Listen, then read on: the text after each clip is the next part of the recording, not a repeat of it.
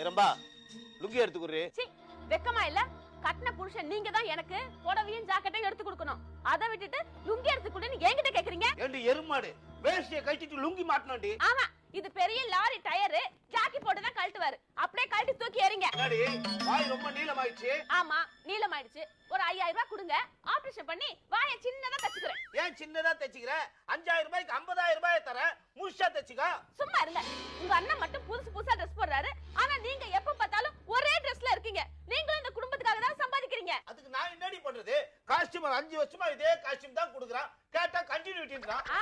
இது மட்டும் வாய் கிழிய பேசுங்க. கல்யாணம் ஆகி இத்தனை நாள் ஆகுது, எங்காச்சும் கூட்டு போயிருக்கீங்களா? அடிப்போடி, நான் எங்காச்சும் எங்கேயும் கூட்டு போனது கிடையாது. அப்படி உங்காச்சும் கூட்டு போவேன். என்ன காமெடியா? அப்படி நினைச்சுதான் சொன்னேன். சிரிச்சா சிரிப்பு வரலன்னா எழுதுறவங்கிட்ட போய் கேளு. உங்களை கட்டதுக்கு ஒரு எரும மாட்டை கட்டி இருக்கலாம்.